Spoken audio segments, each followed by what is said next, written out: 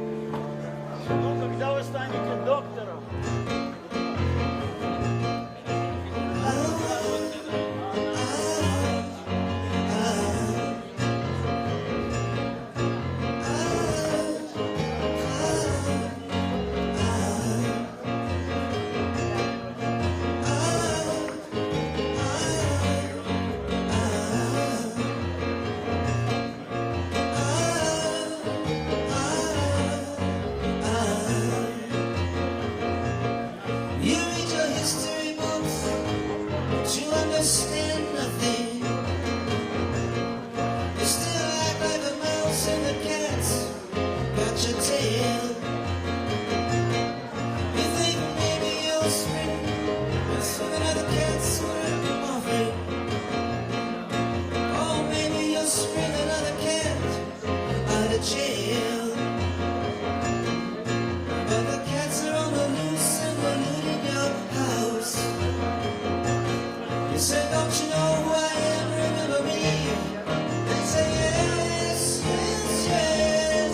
There's a mouse, there's a mouse, there's a mouse and a mouse and another mouse.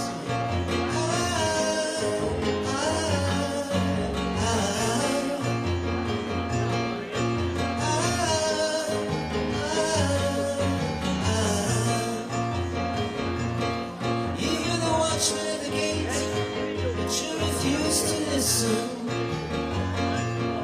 You say he's the one to hate for the storm that he brings. You say pluck out his eyes, heed not his warning.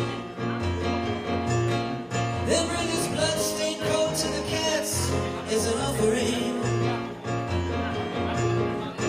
But the cats are on the loose and they're looting your house. You say, don't you know who I am? Remember me? They say, yes, yes, yes. There's a mouse, there's a mouse, there's a mouse and a mouse and another mouse.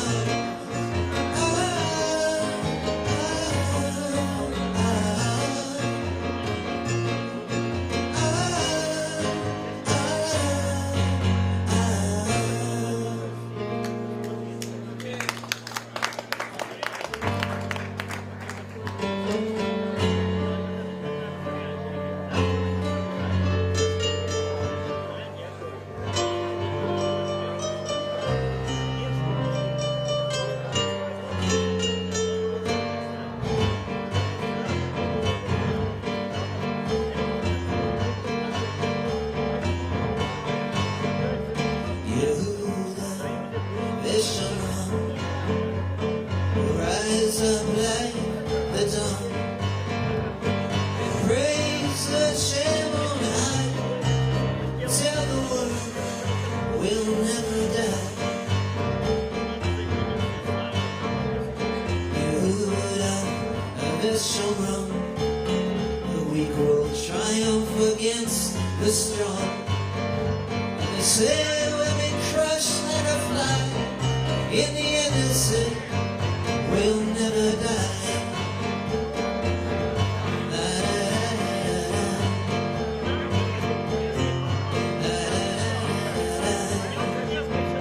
Oh, the joy of 1948 will be surpassed when Yehuda is a state.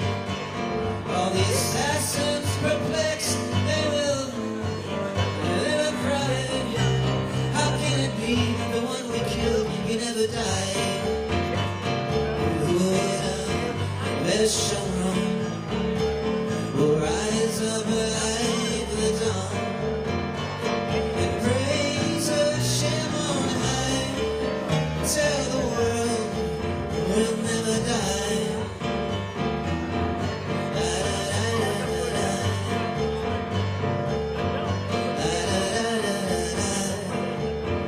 All the doves will come with all their claws to tear apart the book of all these laws.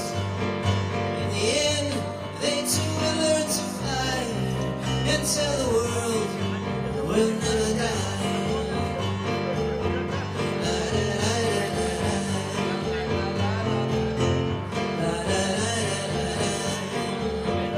Yehuda Veshomron will return you to whom you belong.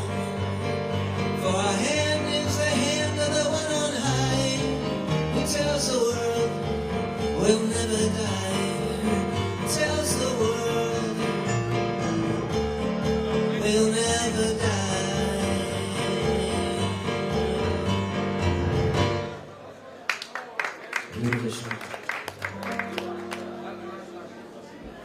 We move on with the program. We're going to hear some more Ronnie Wise in a few minutes. We just have to connect his keyboard. And we have here Rocky Ziegler as well, to play some music. Maybe we'll jam together a little bit also.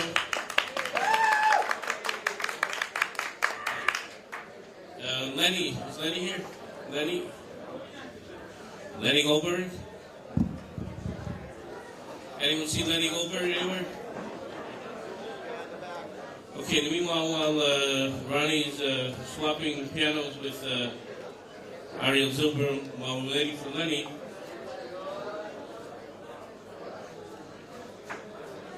is Lenny here?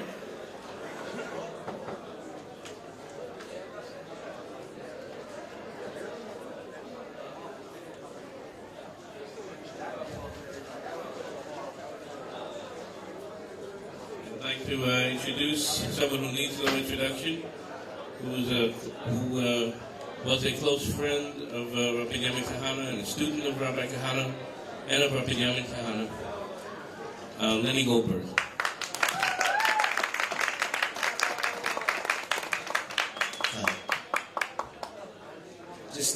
It's late tonight, so I thought I'd tell a little story and a few things about Rabbi Kehana.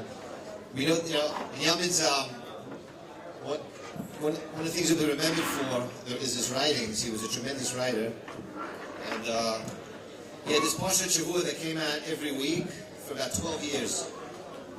He was very prolific. Every single week, he had a chidush on the Parsha, and what was going on in the news at the time. The news, in Israel is always the news, the radio, blasting in our ears, and he would be able to give the Jewish idea.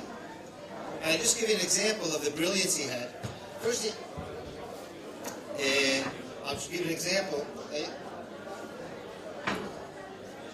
Sometimes, there were things going on all the time in the news, and he would have to write the Parsha, and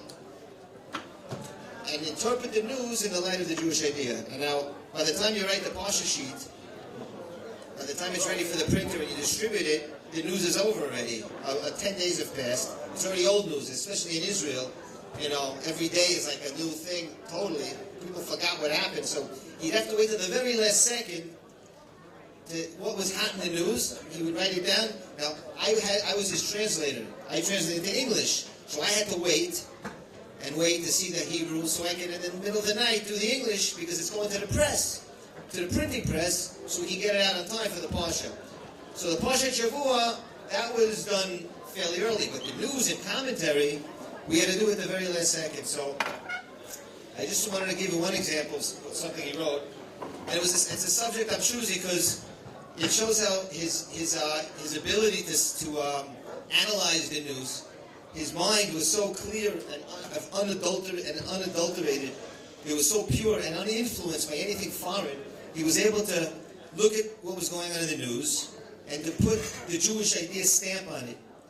And it was good it was so pleasurable, because all the time you're listening to the radio and it's hard you get confused. Because when you're listening to them tell you what's happening in Israel or in the world, you're influenced by it somehow. They're giving from their angle, It's all of a sudden you read what he wrote, that's the Jewish angle. So I'm going to give an example, which at first glance doesn't seem like you could put the Jewish idea on it, and somehow he did. And it was the time I have to put you into the news, otherwise you won't appreciate it. Because you understand, you're listening to the news and then you're seeing his interpretation of it. So what happened was, it was on the radio that a famous singer of Israel, Ofra Chaza, if anybody heard her, she was a very, very famous international singer and very beloved. All of a sudden, it's telling us on the radio all the time that all her system's broken down and she's very, very ill and she's in the hospital suddenly and everything, she's falling apart. And they don't say the word, but it's AIDS. They didn't say the word, but eventually they did say it. And it was on the news all the time. So eventually, after she passes away, they were talking about in the news that it's too bad she didn't admit she had it. She was ashamed of it. And she was ashamed of it, and she died from the shame. Because if she admitted it, she would have been ashamed, she might have gotten help earlier, and so forth and so forth. And the thing that was saying in the news all day was, she died from the shame. She died from the shame. So I didn't know what Biniam was going to write, if he's going to write about that. What is that? Oh, for Chaza, AIDS, what does that have to do with the Jewish idea? And then I'll say what he wrote. He did write about it. Just an example of a couple of paragraphs. He wrote that, I'll read part of it anyway. He says, all those organizations, those AIDS organizations, who, let's understand that their goal isn't prevention. All these organizations that say she died from AIDS, and they were upset that she didn't admit it, right? And she died from the shame. Their job isn't to prevent it, but they want to make the sickness something mainstream, consensus. They wanted her to be the poster boy for AIDS. Like, if you know what's going on in America, Magic Johnson, a very famous basketball player, had it, and everybody, he used it to see he has it, and therefore it's okay, or it's understandable, or it's because the organizations are looking for stars to come out and say it, and therefore it makes it establishment.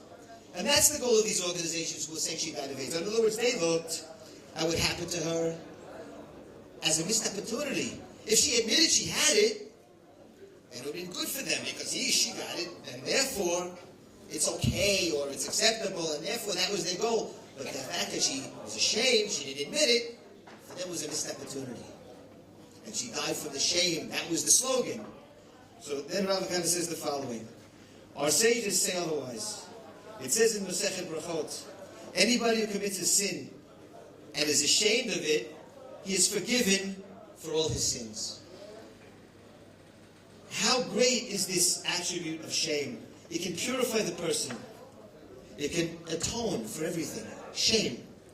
He says, and now with this particular incident, with Ofra Chazan, and all its components, we can now understand the words of our sages. For here was a woman, so ashamed, who didn't want to be the poster boy, didn't want to be the poster boy for this illness. She didn't want to be the salesperson for sin. Yes, shame indeed can atone. Very deep. That was just an example, and we could take something that seemed mundane and put the Jewish idea upon it. His wife, she was like his right-hand man, Talia. Of course, it's her yahrzeit too. And, Biniam was in jail a lot, and because of his ideas. And the Parsha kept going. How? He would call up the house while she was he was in jail. He got a phone call, and he would use that phone call to tell her what he wants to write on the Parsha sheet, and she would dictate his words. And I remember coming in there because I needed it fast. I got to translate to English. And I come into the house. She's like this. She's got a baby in one hand. She's got a pen in another hand, and she's writing what he's saying. And it takes a long time. It's a whole Parsha sheet, maybe in installments, And this was totally calm and cool. The nobility of this woman, the calmness and the coolness. The kids all around her, and she's writing. So calm, so cool. And we never missed a beat. The movement didn't miss a beat. The man is sitting there in prison. She's running the show. He's got yeshiva too. He's got food. He's got to pay salaries. Things are going great. The opposite. Binimin said, when I'm in jail, people feel bad for me, so they start sending money for the work with the kids. I'm in jail. When I'm out of jail, nobody cares. I don't think nobody supports us. Nobody cares. Oh, it's good to be in jail. See, he didn't really mean it that way, but it's ironic, I just want to end a story, something that, just to show his sense of humor. Because, Binimin, he didn't do much small talk. He's an important person. He had things larger in life to sit around and idle chatter. And I was only close to him because one of the reasons was I was helping him with the Jewish idea. So that makes you his friend, because you're helping him to further the cause. If you're furthering the cause of the Jewish idea, that's how it becomes your friend and companion, because you're brothers in arms. That's how he decides who his friends are. And I found my little role to be the translator. Once I saw that his ability, reminded me so much of his father, and I wanted the English-speaking public to see that. Because Rabbi Kehana was the same way. He was able to look at history and take everything going on and put the Jewish idea on it. I saw Binyamin had that same ability, and it was important that the English speakers see that. And so, even though he didn't speak small talk, With me, sometimes he did, because, see, I went with him to America once in a while for fundraising stuff. And, you sit on a plane for a long time, and there's nothing to do. So you talk, and just to listen to his opinions on anything, it's just a pleasure. Just the way he was able to analyze anything going on, and just mundane things. I don't want to give too many examples now, but I'll just give an example of something funny that happened with him. So we go to the airport, and every time you land, you go through customs, you go through security, and every time we go, everybody's walking through, and every time they put his passport in or his papers in, it never goes smooth. Wait over here, sir. Because he's a terrorist, a terror organization, Kehnä, and he always has to wait longer, and solve interrogation. Nothing ever went smooth, and eventually they let him go. So, we were used to it. And then we were going to a few places that trip, and the last place was, one of the places we went to was Canada. And the way back from Canada, they did it again. We went through as a passport, because it's a different country. I forgot exactly what the process, but they stopped us for a long time this time. They started to interrogate us. And so they asked me and him, sir, can I see your itinerary? So he looked at his itinerary, this big goyish top, and he said to us, he asked us, when are you going back to Israel? And so I said Thursday, and Benimin said Tuesday at the same time. So it sounded suspicious. I say Thursday, he says Tuesday. I said, well, which one is it? Make up your mind. And they kept us even longer, and I thought we were going to miss our flight. At the last second, they let us go. And so as we were walking away from him, Benimin said to me, in English, because remember, Benimin, he knew Hebrew. English wasn't his mother tongue. He says, I always get mixed up between Tuesday and Thursday, but I never thought I'd get arrested for it.